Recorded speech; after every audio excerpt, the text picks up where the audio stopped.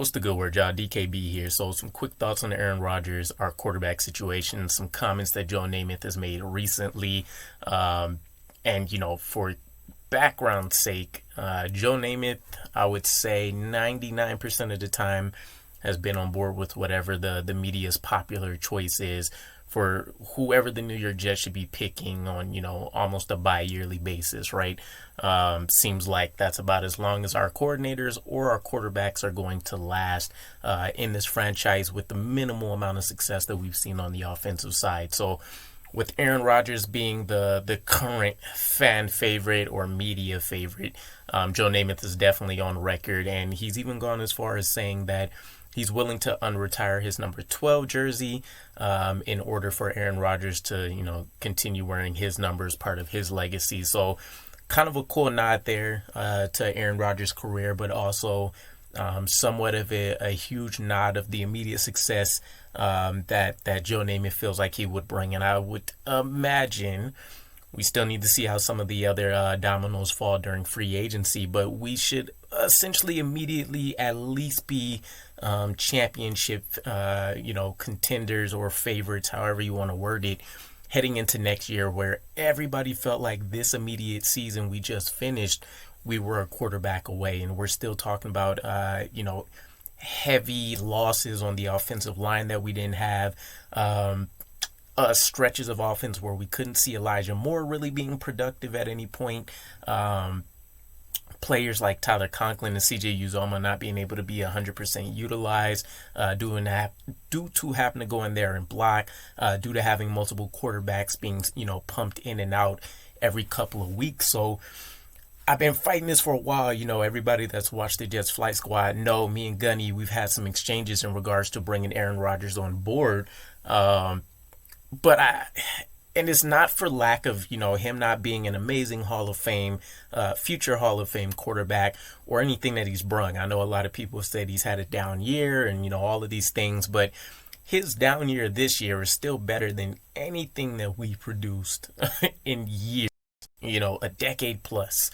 And we know that he can play in, cold weather and stuff as well, which is a knock that we've heard about Derek Carr, which would be something for us to definitely look into. I'm sure they'll ask it during interviews and all that kind of stuff if we can get to that point. But I'm slowly coming along. I guess the biggest concern that I've thrown out there up front is that I know how critical he's been of his offensive counterparts, which he's kind of been infamous for in Green Bay. And I felt like that might cause a little bit of a break or a disrupt in the locker room, but maybe that's something we potentially need. Something I didn't factor in was that Garrett Wilson was able to successfully do the same thing. Now, maybe it's two completely different levels of accountability that Aaron Rodgers would hold a team to as opposed to Garrett Wilson. Who knows? But kind of thinking about the comments Garrett Wilson made, how the offensive staff tried to change immediately, and some of the success we've seen as a result of that right away. Maybe there is a place for that in New York. The personality and all the little different quirks that Aaron Rodgers brings, I wouldn't necessarily be as concerned with. So that's kind of been alleviated somewhat for me, that he may kind of turn into a locker room cancer.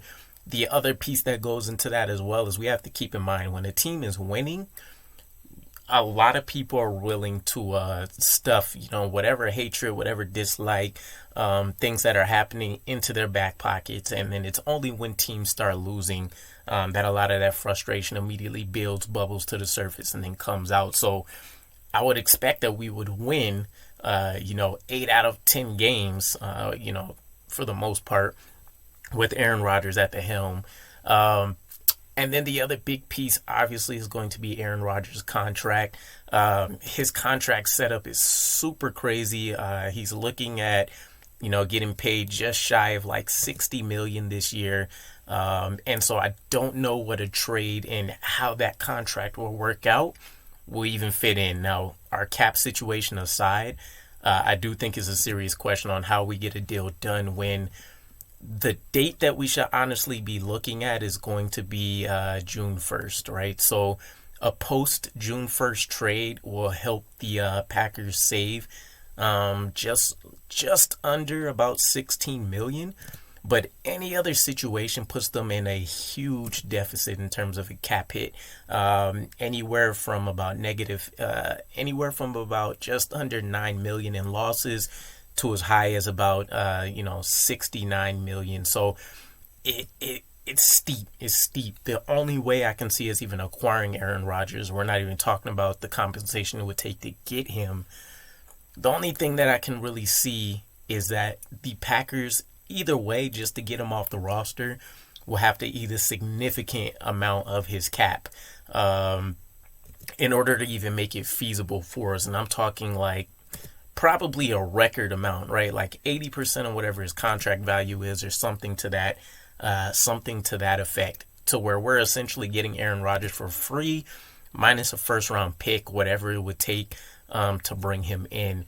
The other piece of that is going to be, assuming we can get that worked out and there's no trials and tribulations, Aaron Rodgers has kind of been mulling retirement year after year for a while. So the other piece that's kept me from really wanting to go out there and immediately say, yes, let's bring Aaron Rodgers in. I know what he can do with this roster, which, by the way, would probably be one of his best offenses he's been placed in the last 5 years since Davante Adams had left. And some of the I'm missing the other name out there, but he's had a favorite in Davante Adams. He's loved his slot receivers. He's had a strong running game, and we provide a lot of those same things, if not more. And of course, we're talking about you, so fresher legs, all of these different things. He can impart a lot of wisdom and help build them up. But Aaron Rodgers has been mulling retirement for a couple years now. And so I don't also want it to be a situation where we flip, let's say, 3 or 4 picks in order to pick up Aaron Rodgers, and then we see him say, hey, I feel like it's time to hang up the cleats. Even if he can come here and get us a Super Bowl, is it worth it in the long term to sacrifice 3 or 4 potential core pieces of this offense, defense, special teams, whatever it ends up turning out to be, in order to say we got ourselves a ring? I would lean closer to no than yes, but I can see the argument that people will make about the ring being everything. But a lot of franchises do want to build themselves to have a sustained level of success, right? You don't want to reach the Super Bowl one year just to go back and turn into a 2-15 team the following year. The only reason I would hedge my bet to this is the fact that there's a huge relationship between Aaron Rodgers and Zach Wilson in terms of mentor and mentoree, I guess. Student-teacher relationship. For a lot of the people that connected Zach Wilson's playing style to Aaron Rodgers or Patrick Mahomes, this is the ultimate situation to place him into, right? We're looking for a new offensive coordinator and coaching staff that will still have, to some degree, a huge focus on developing Zach Wilson behind the scenes. You bring in Aaron Rodgers, which is like his idol, and you let him, teach him and go to work as well. And so maybe if Aaron Rodgers does decide to retire immediately the following year, or he gives us 2 years, you can really take a look at Zach Wilson at that point and say, hey, we've invested everything we can, from the quarterback of your dreams to an experienced coaching staff. And so maybe that gives us time to actually take a look at Zach Wilson seriously. And, that final year or 2 of his contract, I don't know if we're going to, take his 5th year option, but that is a decision to make if you feel like he can give us something in that 5th year, which is going to be cheaper than anything else that we do.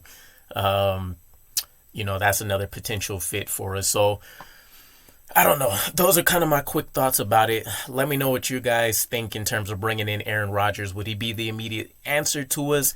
And would it be a failure if he doesn't ultimately end up getting us a ring? I think if we acquire an Aaron Rodgers level quarterback, anything under a Super Bowl ring is going to be a failure in my eyes. We could take chances on reaching playoffs and AFC championship and stuff with, to whatever degree, a lesser quarterback than him. So that's kind of the way that I'm looking at it. But let me know what your guys' thoughts are. I'll catch you again. Peace.